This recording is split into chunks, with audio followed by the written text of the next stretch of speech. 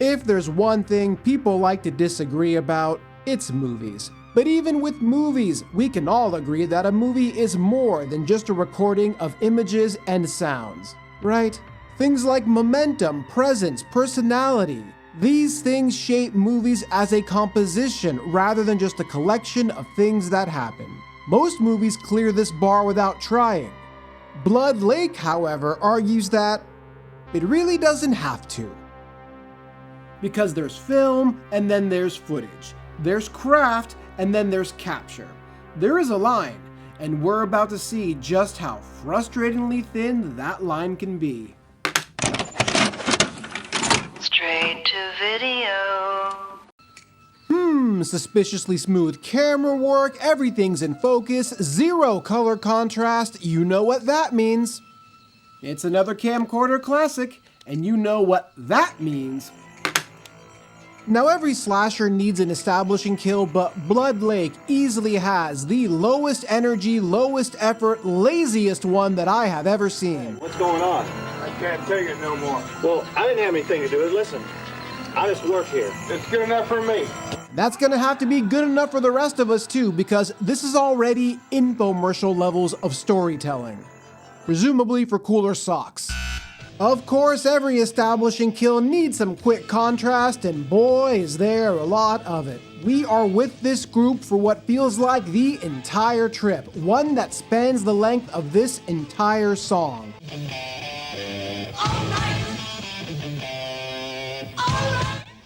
It's a 1987 Firebird.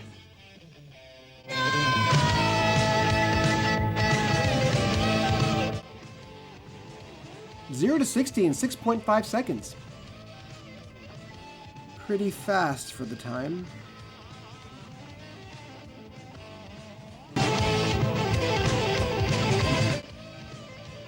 Good handling due to its...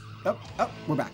Alright, let's tally it up. 6 friends, 3 couples. Now, when it comes to late 80s movies, I usually tell people apart by who has the mullet. Unfortunately, in this case, it's everyone, so try to remember. Mike, Becky, Brian, Kim, Tony, and Susan, and... You know, even if you can't remember, it's not a big deal because, as we'll soon see, of all these characters, the boat is the most interesting one. Not much to say about these cardboard cutouts except for Tony, who, for whatever reason, is made out into a total little pervert. Looks like there's a lot of things she's gonna learn this weekend. You will. Who's going next? Susan, I'm telling you, you're ready to learn now. Good luck, baby. Not like his big brother Mike is much better. That's right, Tony. There's only 2 kinds of girls, those that do and those that will. It's like this movie can only afford one horror trope and got a great deal on the sleaziest one. But this movie isn't all the way broke because, as you can see, they shelled out for the camcorder and the tripod. Unfortunately, that just winds up trading energy for stability because this camera does not move. These scenes have all the flow and dynamism of an ATM camera. It may as well be bolted to a wall. I would describe the cinematography in this movie as, let's just be friends. And if the camera seems like it's stuck to a wall, the microphone sounds like it's behind one. Much of the time, you cannot make out a word anyone says.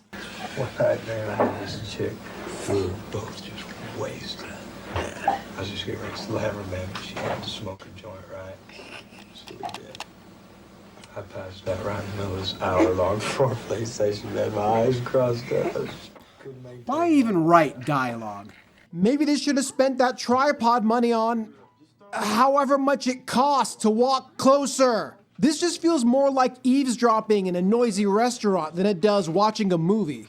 Later on, we meet Chuck and Dennis, who get thrown into the mix, and why not? Not like we can hear anyone anyway. So we have 8 friends at a lake house, 1 killer on the loose. That's 90% of the story. The other 10% is worth trying to follow, but that is frustratingly difficult to do because the audio gets so muffled and camera work so stiff and static, it is hard figuring out which details are important. It's like driving through the desert. Everything looks the same in all directions. So this is Becky's dad's place, and she notices some irregularities for no one having been there in quite some time. Combine that with how the film doesn't really try to hide who the killer is, with the guys taunting the sinister looking guy sitting dockside, and you can pretty much figure out what's happening. The next day, the gang make good use of that boat, and once again, we get another full-length song that barely leaves any room left over for an actual movie.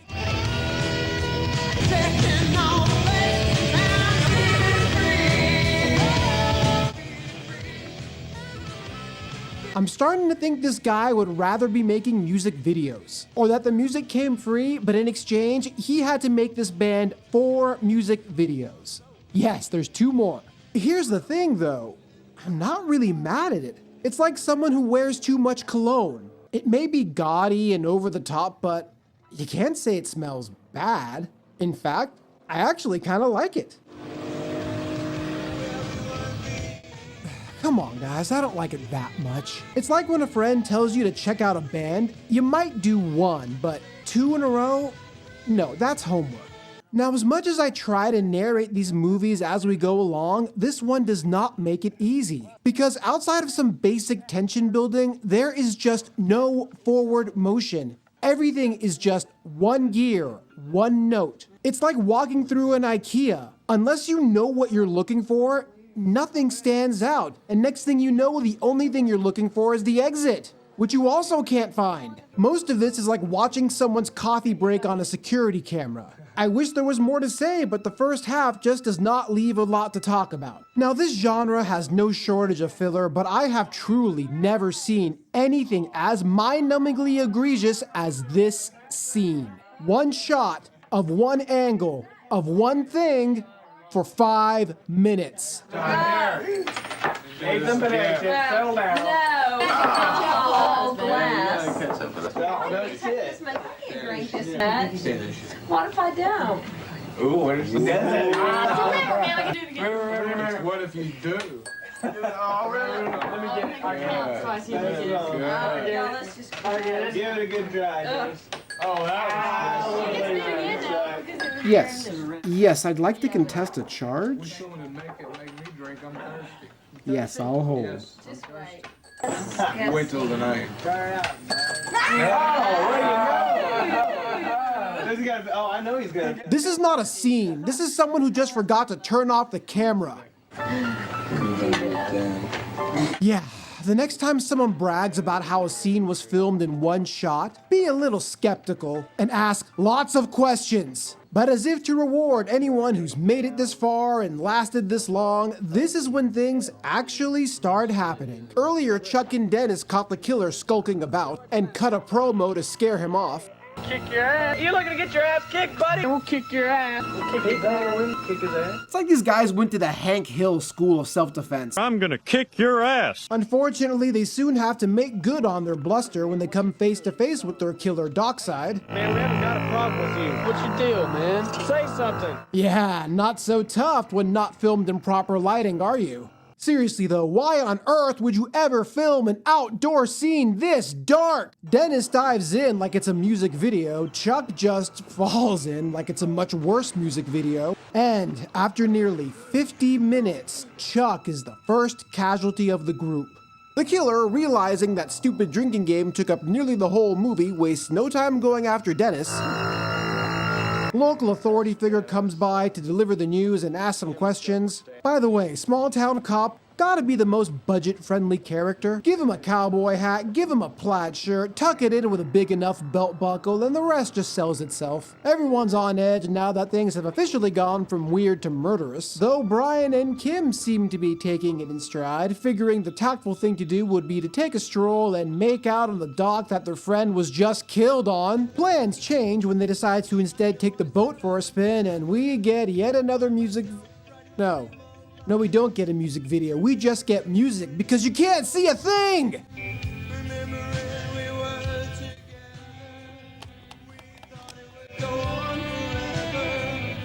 Okay, no, that is unacceptable. It's bad enough that this movie sounds like it's playing in a paper bag, but now you're telling me I have to watch it in the dark? This isn't a movie. This is a channel that has gone off the air.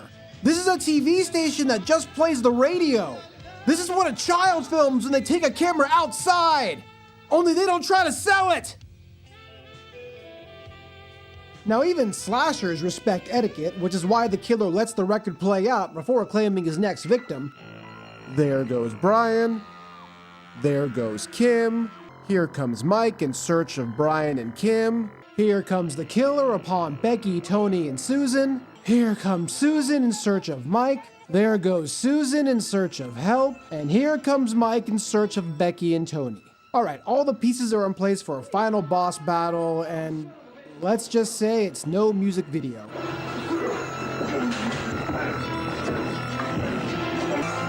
Killer goes down, Becky is near death, and Mike just treats the whole thing with the same urgency as if his car won't start. I don't know, that guy over there freaked out and started trying to kill everybody. I don't know, man. Movie cop comes by to do what movie cops do best, arrive too late to help, but just in time for the big plot reveal. What is going on? Who is that guy? That's Jen. Well, Jen here used to live here, and her father bought the place from him and never paid him for it.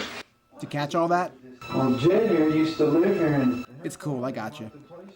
well, Jen here used to live here, and her father bought the place from him and never paid him for it. Yeah, this whole thing was over something Judge Judy could have handled.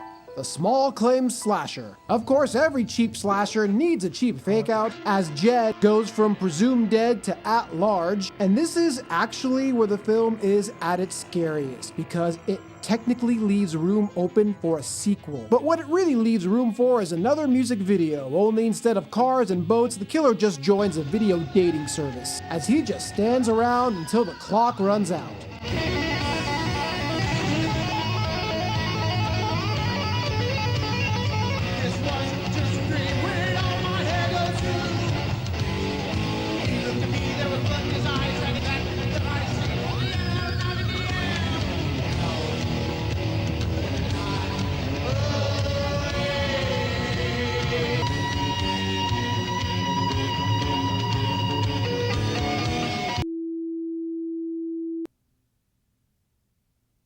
I can't believe this movie got made. I can't believe this is even considered a movie. I can't believe this movie is considered a product. Quick refresher, a product is something that is meant to be bought and sold. Bought, sold. That means you would give someone money and in exchange, they would give you this movie. I cannot believe my eyes or my ears. Or maybe I can, I don't know. I can't see or hear shit! I thought this might be a money laundering scheme, but who would try to launder $50? The closest thing I can think of is a school project, but like middle school. You know when you have to do that one video project and there's like 5 of you and only one kid has the camcorder with 1 tape, 1 battery, and 1 day left to do it? Shame that kid wasn't available to make this movie. But the real missed opportunity was not giving the killer more to do, who was played by Stan Frazier, also known as Plowboy Frazier, a professional wrestler who saw success in the Southern wrestling territories during the 1970s, winning tag team championships with Jerry Lawler and Ted DiBiase, and who even had a successful stint in the WWF during the mid-1980s, where he was known as Uncle Elmer, working with top talent like Roddy Piper and King Kong Bundy. Point is, the guy could obviously work, and the guy could sell, and this is about as much selling as he gets to do here. Really, this movie is at its best when it's a music video, and that's not really a compliment.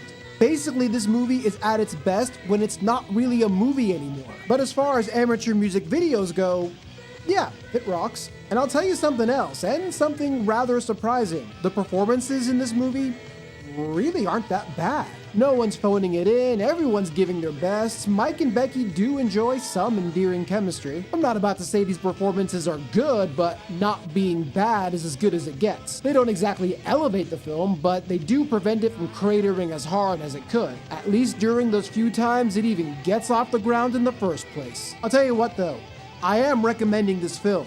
Yeah, I am recommending you watch it. It'll give you an appreciation for the basic things that even bad movies do well. The basic boxes every movie has to check off before it can earn the right to call itself one. As bad as this movie turned out, it still seemed like a whole lot of fun to make. Got to spend a few days by a beautiful lake with a boat, some water skis, and a rockin' soundtrack. Well, that's more fun than we had in middle school. Anyway, that's all I have for tonight. Until next time, remember, making movies is hard. Talking shit is easy. See you all soon.